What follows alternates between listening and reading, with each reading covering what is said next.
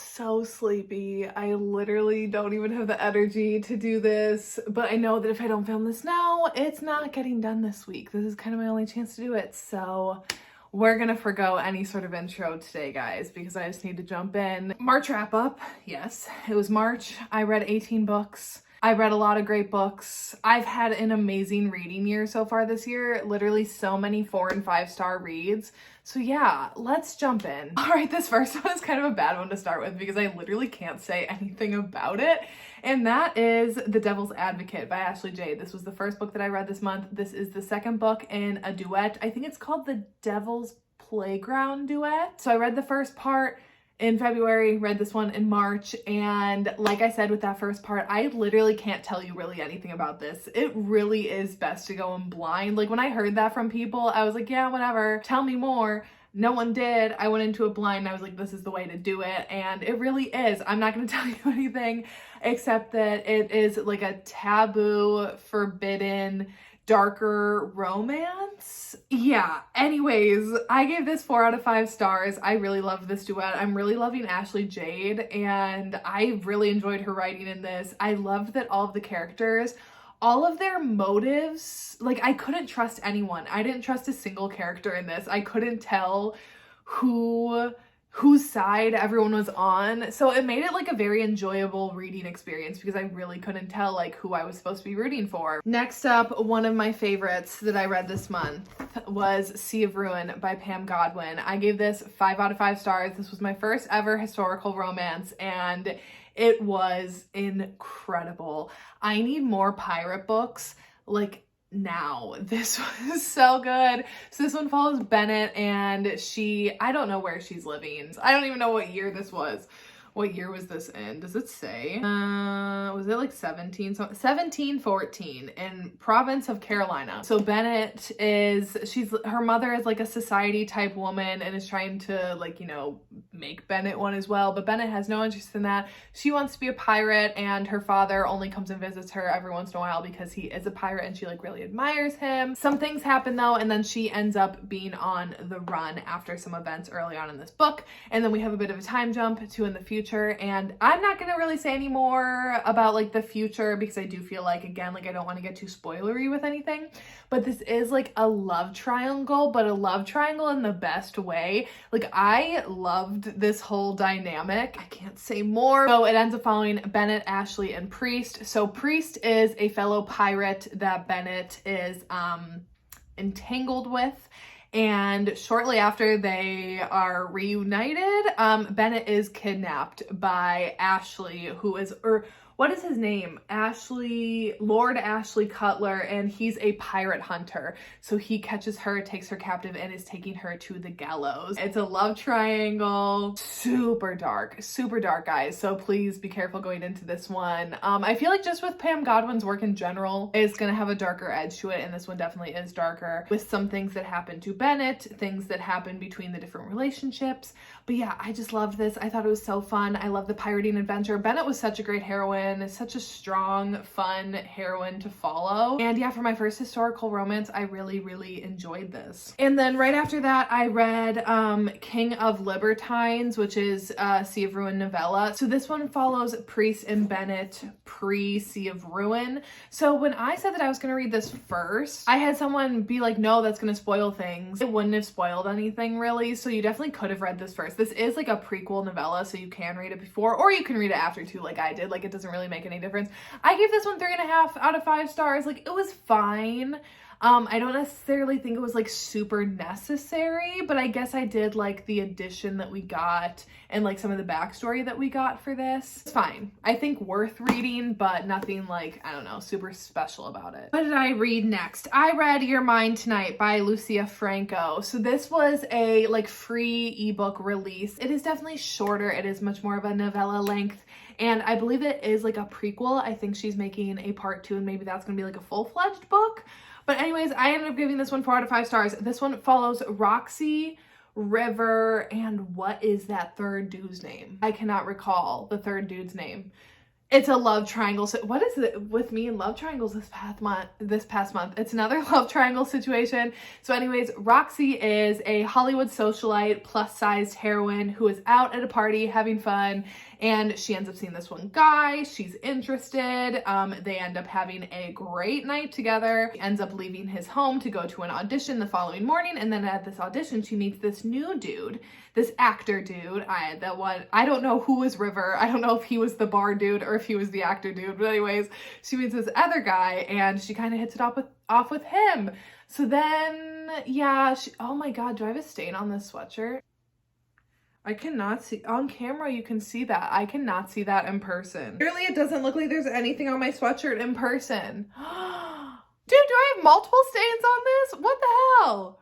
You literally cannot see that. That is so wild. Just make like a beard in the front with my hair for that. I'm so sorry. That's probably so distracting. Okay, well, I'm not gonna change though. Yeah, she ends up in a love triangle between these two different dudes. At the end, she hasn't chosen one. So that's why I think there's going to be another story following it. But yeah, it was like a fun time. And I mean, super hot because it's Lucia Franco. So you know what to expect when you're going into a Lucia Franco book. Okay, next, my other favorite, or one of my other favorites of the month was Crescent City, House of Sky and Breath by Sarah J. Maas.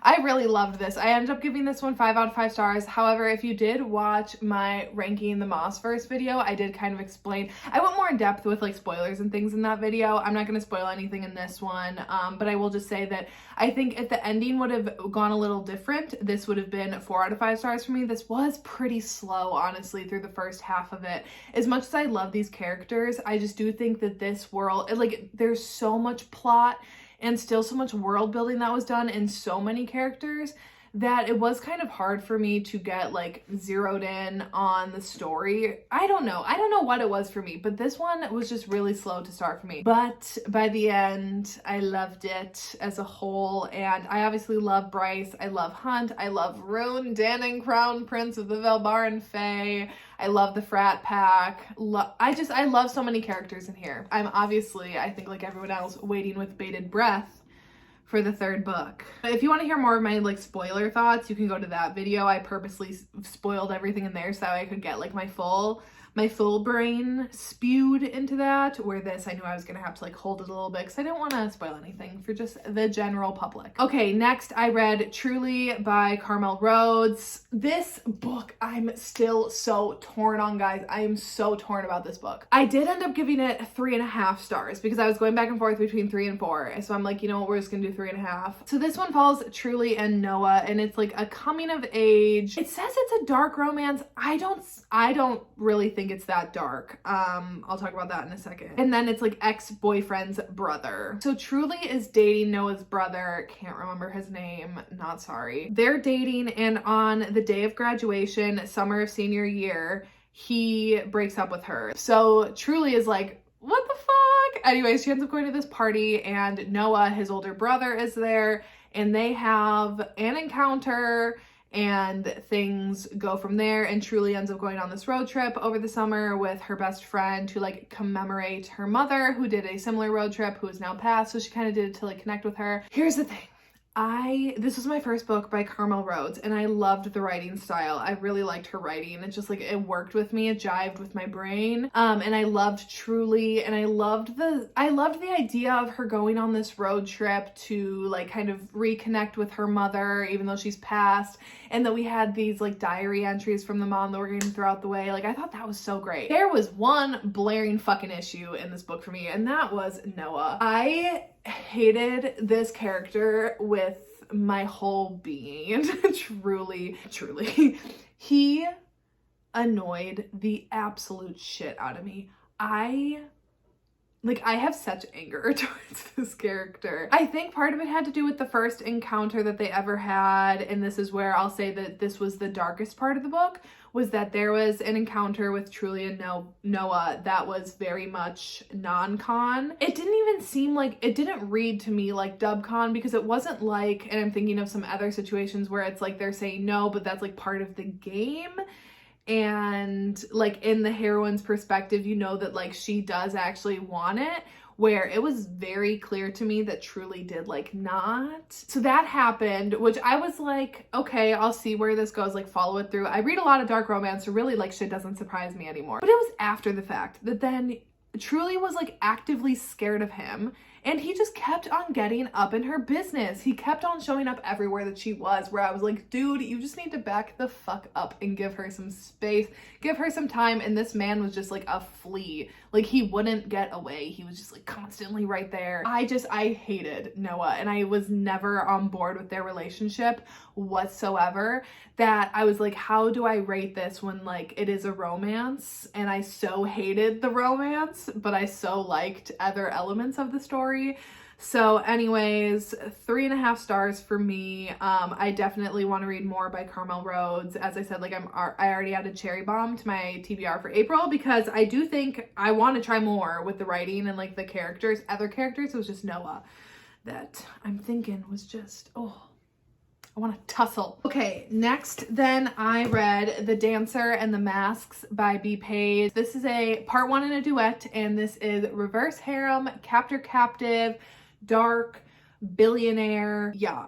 So this one follows Christy, and her whole life she has had these visions of these masked men coming to take her away, and she just always has had like visions of things that she can like see into the future. She's like Raven, and not so Raven, but not. So she's kind of like foreseeing these things, and one night, what does she know? One of her visions, it becomes reality when the 3 masked men come. They take her away as a captive to this like castle somewhere in Europe, I don't know, and it's these 3 brothers, Jacob, Conrad, and Leon. She is now part of their captive there at the castle. I won't say too much more about the castle in general, because there is a lot of like other people there, other elements to it. However, the setting is just like so cool. I loved it. Leon, Conrad, and Jacob, they are not nice dudes, but they are very particularly interested in Christy. And this is where I say you do have to like dark romance, and you do have to kind of like turn off your moral compass in this, because they literally like take her away her name. She's called like Zero at some point because she's like number 0, and they have like other numbers in the castle with them. So yeah, definitely not like stand-up gentlemen, but y'all know I live for this stuff in books. So anyways, I feel like I'm not even explaining this well at all. She's basically taken as a debt because her sister is involved in like the mafia, I think, and she's kind of taken as like a revenge and to try to get something from the sister guys are trying to blackmail her for. She ends up kind of crawling her way under their skin a little bit. However, this does end on a cliffhanger, and I have not picked up book 2 yet. I have it. I can't wait to read it. I don't know why I haven't. Even though this is like reverse harem, this is a very slow burn, because they still are like not all on the same page whatsoever. Christy does still not fuck with them, and they are all like, we can't do this with Christy or Zero. So anyways, yeah, I'm interested to see how it goes, but I do really like it. I just think the castle setting is super cool, and just the premise of like these dudes and how their castle is set up is just very interesting. Next up, I read Nice Guys Don't Win by Macaulay Smelter. This is the 2nd book in the boys series, and I freaking love this. This was just like exactly what I needed at the time when I read it. I gave this one 5 out of 5 stars. So this one is a college sports romance, forced proximity, roommates, friends to lovers, coach's daughter, interracial couple, both characters are biracial. Yeah, I think that about covers everything. So we saw Cole in the first book, which is Bad Boys Break Hearts. He is Mason's best friend, and we kind of see how things go between like him, Mason, and Rory, and how by the end of that one, he kind of is like left without anyone. He is moving into a new place when his roommate drops out at the last minute. So his roommate finds a replacement, which is Zoe, because she is a late addition to college, or to like signing up for the semester, and she doesn't have a dorm assignment. So she ends up moving in with Cole, and they have a friends to lovers type situation. This was just so good. It was just chill. There wasn't like drama for the sake of drama. It was pretty like low key. It was just these 2 people coming together, 2 good people coming together to have a good solid relationship. Good communication. There was no miscommunication. Anytime they had any sort of like difficulty to overcome. They just talked it out. No other woman drama. Like, when I tell you, this was just exactly what I needed. I needed something with like low drama, low angst, just like a solid friends to lovers story, and that's what I got here. I loved Cole so much in Bad Boys Break Hearts. I liked him way more than Mason. I was like, I'm pretty sure I'm gonna like his book more, and that was the case. I just really enjoyed this. I loved Zoe. Again, like, she had some different things to overcome in her childhood, especially with her relationship with her dad, that is like explored and healed in this, that I just appreciated. And yeah, overall, this was just a solid book. I loved it. And I loved the bits of Teddy that we got. And I know he's book 3, and I plan on reading book 3 this month. And yeah, I mean, Macaulay Smeltzer pretty rarely ever lets me down. Next up then, I read Grading Curves by Naima Simone. This one I gave 4 out of 5 stars. This is a novella, and it's student teacher, except it's older woman, younger man, which I feel like is more rare to find. And again, another interracial couple. And again, the dude is a tattoo artist. So this one follows Dean and Nikki, and Nikki she's just at a point in her life. She's made some big life changes, some big changes with her family, and she has just decided she needs like a fresh start, do something like a little outside of her comfort zone. She goes to get a tattoo, and Dean ends up giving her one, because when she first walks into the shop, the people are like, "Are you lost? Are you sure you want to be here?" And she's like, "Yes, I need one done." So Dean ends up taking her on as a client and starts giving her a tattoo, and they end up connecting. They end up vibing. And then what do you know, when she starts school, I don't know, is it like a week later or something? Guess who was a student in her class? Dean. This was just a solid novella. Y'all know I'm not the biggest novella person here, but with this one, I felt like the character development was actually really well done with Dean, and specifically with Nikki, because there's some things with her mother and her family and a situation that I actually felt was like pretty fleshed out and pretty well developed. And like, you did see Nikki by the end of it, like really growing into her own. It was hot. I loved that Dean was a tattoo artist and that he gave her a tattoo. I just thought that was great. And yeah, it was like forbidden, but didn't like feel super forbidden. And again, like really no miscommunication. Again, just like it hit the spot for me. All right, next up, I read The Never King by Nikki St. Crow. So this is like a Peter Pan retelling, but it's dark, it's reverse harem. It was a fun time, and I gave this 4 out of 5 stars. And I believe this is part 1 of a duet. I know for sure there's another book coming. I just don't know if it's like going to be a series or if it's just a duet, but I'm really excited after how this one ended to like read the second one. Oh, and also it's Captor Captive. Love that. So anyways, this one follows Winnie, and there's a problem with, what's their last name? Is it Darling? Is it Darling? The Darling women, who every year when the Darling women turn 18, they are taken, and when they return, they are never the same again. And Winnie, it is her 18th birthday when we start, and her mother has really gone like the extra mile to try to save her, but there's nothing that she can do when Peter Pan comes for Winnie and takes her away to Neverland. And when she arrives there, she meets some lost boys. And when she gets there, she finds out why the Darling women are taken on their 18th birthday every year, and what like her role in this could be. And yeah, it was really enjoyable. Again, it was like pretty short. I think this one was maybe like around 250 pages or something. So it felt like a really quick read. Like, I'm pretty sure I sat down and read this all in one go. I'm just always intrigued by fairy tale retellings, but like make them darker, make them grittier, make them adult. I think that's a lot of fun. And I liked this spin on Peter Pan. So yeah, I thoroughly enjoyed this one, and will definitely be reading book 2. The next one I read for a reading vlog, so I'm not really going to say much, but I read Tortured Whispers by Danielle James. I gave this one 3 out of 5 stars. You will hear my full thoughts in my upcoming Banned, Forbidden, and Taboo reading vlog. I think that's probably going to be up either at the end of April or at the beginning of May, because I do have 2 more books to read for that. But this one is super dark and very taboo because it does follow an uncle and a niece. Yeah. It's perfect for that reading vlog though. Next, one of my most anticipated releases of this year was Falls Boys by Penelope Douglas. Literally my favorite author.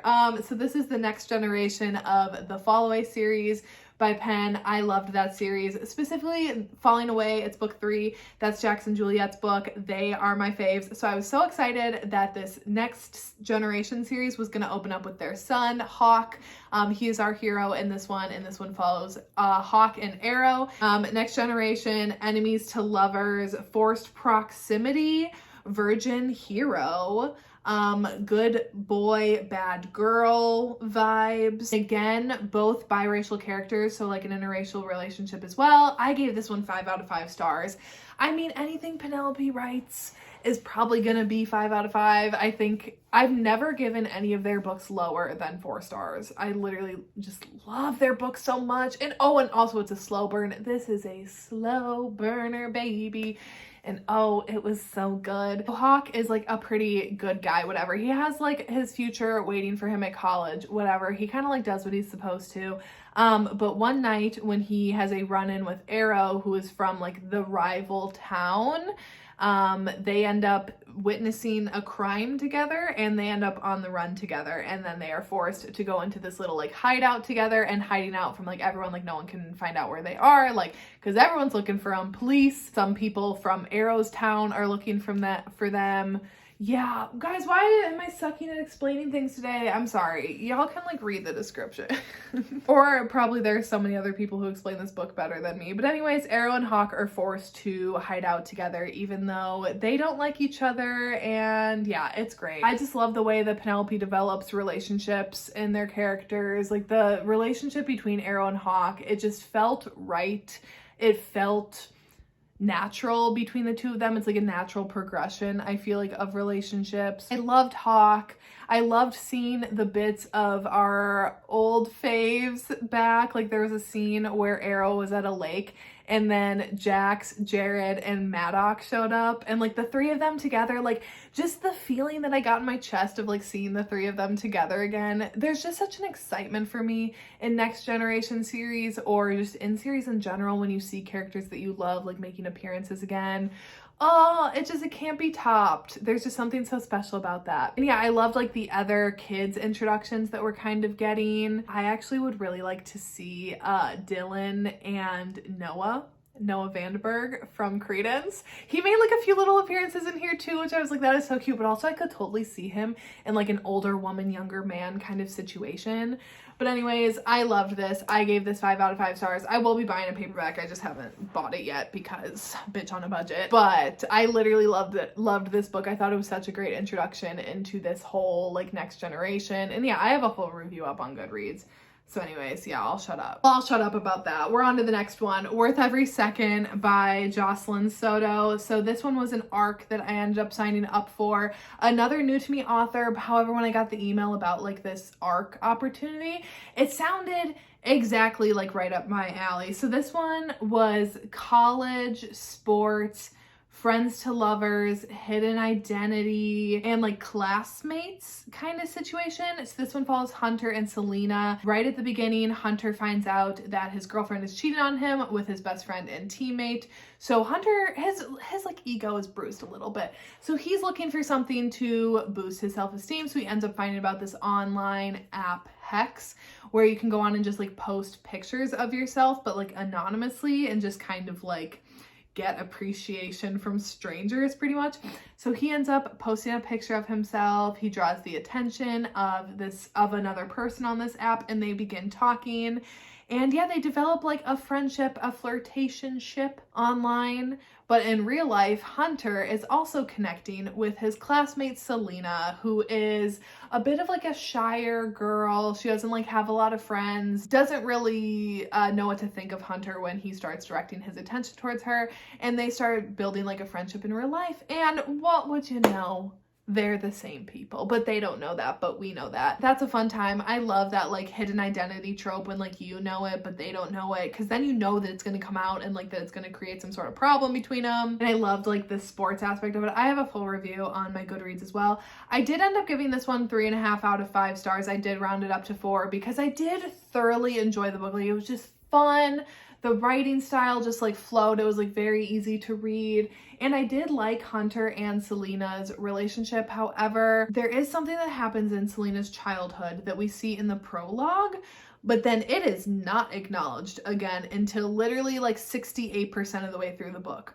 And that for me, like every time I would remember, like I would get caught up in the fun of the story of being like, this is a fun college story. Then I would remember that and it would be like, oh, it's just kind of jarring. It felt like two different stories, or like that prologue was like not meant to be in the story. And then we get the like reveal and like we finally talk about it and Selena talks about it with Hunter. And I thought that that was good. Like I thought that the conversation that they had was like handled well.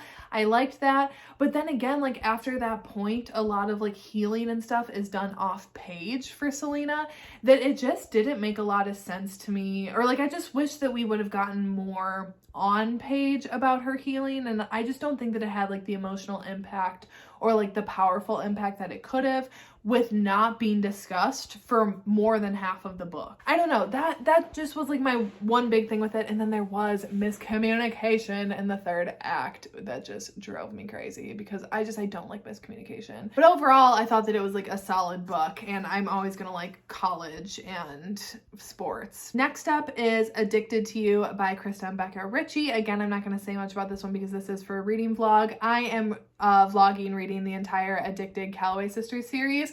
I have never gotten more DMs than I've gotten when I posted that I was reading this on my Instagram story. So many people are so excited. So I'm excited because I loved this. I gave this 5 out of 5 stars. It's a college fake dating rich people. They're like very rich. Friends to lovers. Yeah, will not say more. Will have a vlog up eventually of that. Another one for the Banned Forbidden Taboo reading vlog. So again, I'm not going to say much, but I read Hale by Kay Webster. I was so torn on this one after I finished. So I had to sit on this one for a while, and I sat on it and I ended up giving it 4 out of 5 stars. This was, I enjoyed this. I really did, guys. And yeah, it's extremely taboo because it follows a brother and a sister. But I mean, we know Forbidden by Tabitha Suzuma is literally one of my all-time favorite books. Super dark. Yeah, we'll talk about that in my vlog. Okay, then I read and finished Final Girls by Riley Sager. So this one I read with my book club that I have with my friends. This was my pick for the month.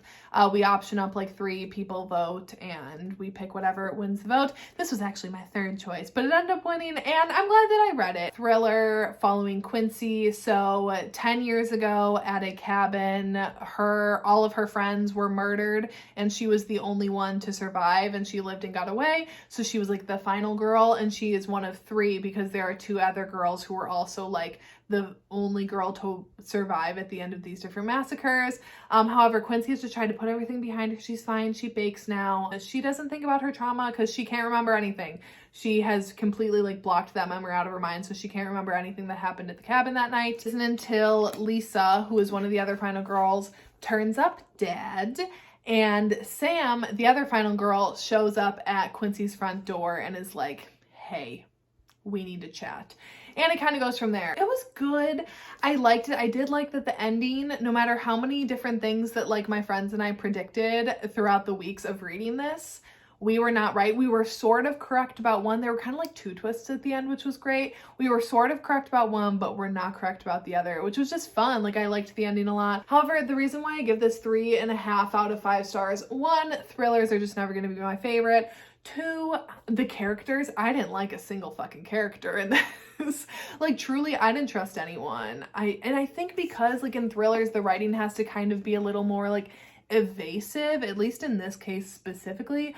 I was not rooting for a single character, and I didn't like a single character, and I didn't care what happened to any of them. As like a character-driven reader, it's just that's not gonna be my favorite. So yeah, that was kind of a bummer, but it made for like a great book to discuss in book club because every single week we had like new theories to be talking about. And overall, yeah, I liked it, but will I ever read it? No. Last 2, I read Baby and the Late Night Howlers by Catherine Moon. This is the first book in the Sweetverse series. So this is my first ever Omegaverse. So it's Omegaverse, Reverse Harem, and Motorcycle Club romance. So this one follows Baby, and she has been like living her life, and she just assumes that she's a beta at this point. But then one night when she's out at a bar, she finds out that she is an Omega, and this one dude helps get her out of there and get her to safety because, again, like this is my first Omegaverse. I had like no clue what the Omegaverse was, and I guess that's dangerous that she didn't know that she was in Omega and she was like out at a bar with like people that could have like known that. So anyways, he gets her away to safety, and then she ends up, her whole life kind of gets flipped upside down, and she has to end up going to this center to like learn what it is to be an Omega, learn about the life, and she has to find a pack. And so she goes about finding a pack, and she ends up finding the one that seems to work for her. Is it the, what are they called? Are they called the Late Night Howlers MC? Whatever. It's a motorcycle club that she ends up finding her pack with. This was great. It started out so strong for me. Like I was so into it until about the 30% mark. And then once she like met them and was kind of like getting a handle of things at first, I kind of lost interest for a bit. And then by the end, I like regained my interest. So I ended up giving this one 3.5 out of 5 stars. I did end up rounding it up to 4 because I do think it was good. And I liked the Omegaverse concept. Like I do think I want to read more of them because it was definitely like interesting. Definitely switched up my reading pattern. Yeah, I think my main problem is that I could not keep track of who was who in the pack, because they're all introduced like in one scene almost, like all of them are, and then they have their real name and their biker name, and they're referred to as both often throughout this book, and I couldn't keep anyone straight, really. There were like 2 that I actually knew who they were, and the rest of them I was like, I literally can't keep you all straight. Obviously it's reverse harem, so she's ended up with a lot of them, so it doesn't really matter that I keep track of them, but yeah, for like my visual references, I'm like, I don't know who I'm supposed to be picturing right now. And lastly, I read The Confidence of Wildflowers by Macaulay Smelter, one of my other most anticipated books of this year. I gave this 5 out of 5 stars. I loved this. So this one is Grumpy Sunshine, Neighbors, Single Parent, Age Gap, and Small Town. I know, guys, don't turn away though at the small town thing, because y'all know how much I loathe small town country, anything to do with that. I don't want it. Trust me, this like didn't feel super like small towny. Like, yes, obviously it is, because she like her mom owns like an antique shop, and like that's where she works, and like neighbors kind of like know each other, but it didn't feel like small town to me where I was like, yeah, get me out of here. Anyways, this one follows Salem and Thayer. So Salem has graduated high school, and her boyfriend is headed off to college. Her friends are all like heading in different directions, but she doesn't really have any interest in that. She's happy being at home, living with her mom and her sister, and they have all been through a lot. There is some stuff with her dad that happened in her childhood that is revealed throughout, so definitely look up triggers for that, because it is some heavy shit. She's happy to kind of be with her mom working at her antique shop. She has a side business of making candles. She loves to bake with her mom. Like, she's just happy where she is. And a new grumpy neighbor moves in next door, who is Thayer, and he is a single dad to a little boy, and they kind of start off just as like acquaintances, but then he ends up asking her to watch his son every once in a while. So then she gets connected with the son, she gets connected with Thayer, and oh my god, it's so good. It definitely is a little bit more of like a slower burn too, not as slow of a burn as Sweet Dandelion, but definitely a slow burn there. Thayer was just so sweet. Like, sometimes I was like, you're not even like that grumpy. So like, it is Grumpy Sunshine, and in certain situations he's grumpy, but in other times I'm like, you're just such a sweetheart. Like, you're just like a big teddy bear. Oh, I love you. I loved Salem. She was like almost sunshiny in like defiance of like things that had happened to her before. So anyways, I really loved their connection. This book absolutely broke me. It's the first book in a duet, and oh my god, Macaulay Smelter, I need the second book right now. It comes out, what day is it today? It's the 4th. It comes out in 2 days. You know I will be reading that ASAP. I cannot wait to get into it. I just loved this, and I think we're headed towards some Sweet Dandelion, Danny and Lachlan kind of healing that Salem and Thayer are going to have to go through in book 2, because y'all know that Sweet Dandelion, literally one of my all-time favorite books. I talk about it all the time on here. It is like my personal mission to get everyone to read that book. And there is a healing journey that Danny goes through in that book, and how Lachlan has to like be there and in support of her. And I have a feeling like that we may get a similar kind of like road. I'm just so excited for it. This was so freaking good. So good. 5 out of 5 stars. Sweet Dandelion still remains my fave from Macaulay, but this was incredible. That was all 18. I don't know how quick that was, and I really don't feel like I explained anything well today, but whatever, like I said, we just had to deal with it. I was not feeling it today, but we got through. That's it for today, and I will see you when I see ya.